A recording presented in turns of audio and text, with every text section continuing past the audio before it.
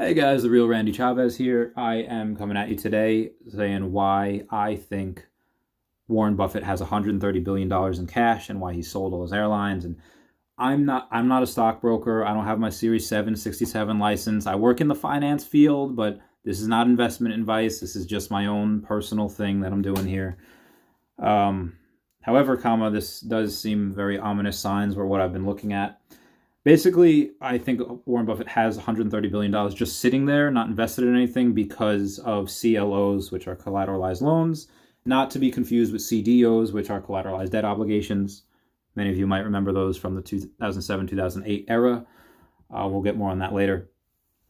Basically, these CLOs are securities. They're backed by loans, each with varying tranches, and each tranche they're ranked by the quality of the loan. You have investment grade, you have unrated, speculative, and then you have junk. And basically these loans that could be shit, once they're packaged, and the CLOs get another rating because they're packaged with bonds attached to them, and they're based on the rates of the bonds, they could become brand new CLOs with great ratings. In 2017, the Long Point Park CLO sold at $610 million. Basically, the asset manager bought 361 loans, almost all rated below investment grade. They were not good. 96.4 of them were speculative. And then what he did was he divided their payments among bonds, grouped into tranches with different rates of return. Basically, Moody's Bloomberg, what they did was they graded 86.6 of these loans, which up until that time was not speculative. They regraded them as investment grade, as in, hey, come get it. And the CLOs, they get rated higher than the underlying loans because of the reclassification from being repackaged. And this hides the shit that's still inside of them. And who holds these CLOs? Basically banks, insurance companies, hedge funds.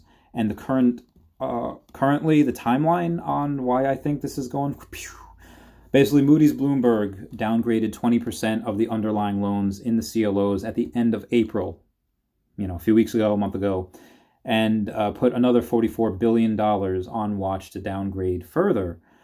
And if this downgrades the CLOs and they get regraded as junk, well, that's not good. Basically, 40% of them are currently investment grade, and if they're getting downgraded as junk, like I said, not good. Looking deeper into this, Fitch Ratings anticipates that 80 billion of these are going to default, because of the pandemic, and that's about 15% of the CLO market. 14% of the CLOs are due by the end of the year, and 35% are due by 2021. Back in 2007, 2008, the CDO market was about 640 billion. And you saw what that crash did. The current CLO market is 1.4 trillion, a little more than double. Now, where are the CLOs created? Basically, debt companies with less than stellar credit. And you all know and have heard of every single one of them. Airlines.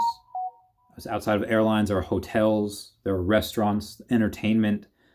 And what I see is happening, or what has the potential to happen, basically these companies, they go bankrupt. The lenders will be unable to pay due to the poorly written covenants, and the loans in the CLOs will get downgraded. The CLOs get rated as junk. The $1.4 trillion market becomes illiquid, and the market will crash. Now, I talked to my friend Dan about this before, and Dan will probably send you the video. He seems to think that because of the Federal Reserve printing trillions of dollars, that they're trying to prevent this.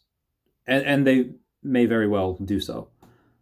But when someone like Warren Buffett is holding $130 billion in cash where he could easily invest that, I think he sees it too.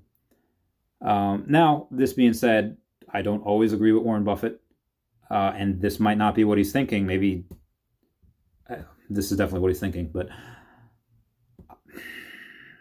I do the opposite of what Warren Buffett does sometimes. I sell VOO to go to Tesla, and that's what I invest in. That makes up 75% of my portfolio.